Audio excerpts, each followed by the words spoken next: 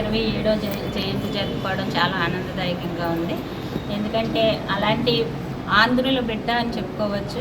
మన ఆంధ్రప్రదేశ్కి చెందిన మరి అల్లూరి సీతారామరాజు గారు మరి ఈ రోజున 127వ జయంతి జరుపుకోవడం, అలాగే విప్లవకారుడు అనడానికి ఆయనే చిన్నప్పటి నుంచి కూడా వాళ్ళ నాన్నగారు చెప్పిన ఆశయాల ప్రకారము ఆయన చెప్పిన విధానాలని బ్రిటిష్ వాళ్ళకి ఎవరికి కూడా మనం లొంగి ఉండకూడదు, మన మిషన్లో మనము పరిపాలించుకోవాలి అనే ఆశయాలను ఆ నాన్నగారు చెప్పడం ద్వారా, అలాగే ఆయన ఎన్నో పుస్తకాలు చదవడం ద్వారా విప్లవకారుడిగా మన్యం వీరుడిగా అంటే అటవీ శాఖ చట్టాలను కూడా వ్యతిరేకిస్తూ బ్రిటిష్ వాళ్ళ చేతిలో మనం ఉండకూడదు అని చెప్పి అతి చిన్న వయసులో 27 సంవత్సరాలకే ఆయన మరణించడం అన్నది జరిగింది. అది మన కోసం, స్వతంత్రం కోసం మరి విప్లవకారుడిగా మన్యం వీరుడిగా ఎన్నో రకాలుగా ఆయన మనకి సేవ చేస్తూ ప్రతి ఒక్కరూ కూడా ఇలాంటి స్వతంత్ర సమరయోధుల కథలు వింటూ పిల్లలందరూ కూడా నేర్చుకోవాల్సింది. మంచిని మేలుకొని ఎవరికి లొంగి ఉండకంట మన దేశాన్ని మనమే పరిపాలించుకోవాలి, మంచిగా వెళ్ళాలి అనే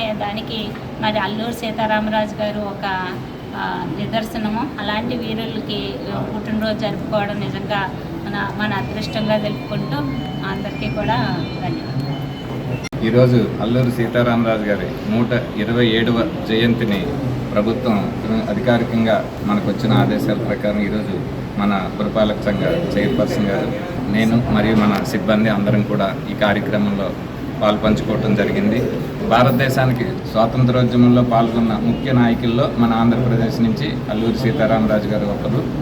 ఈయన 1892 జూలై 4వ తేదీన భీమవరంలో జన్మించారు.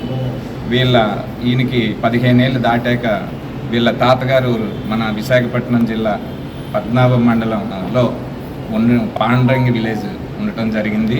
అక్కడ ఈరోజు కూడా ఆయన నివసించే వాళ్ళ తాతగారి ఇల్లు లైబ్రరీగా రన్ అవుతుంది. ఆ విలేజ్ కూడా నేను వెళ్ళి విజిట్ చేశాను.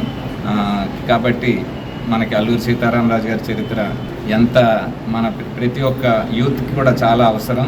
పోరాటాన్ని ఏదైనా సాధించడంలో ఆయన తర్వాతే స్వాతంత్రాన్ని సమర్పించడంలో ముఖ్యమైన వ్యక్తి అల్లూరి సీతారామరాజు మన ఆంధ్రప్రదేశ్ నుంచి. కాబట్టి ఆయన ఆశయాల్ని తగ్గ మనందరం కూడా బాధ్యతాయుతంగా నడుచుకోవాలని కోరుకుంటూ థ్యాంక్ యూ అండి. Thank you.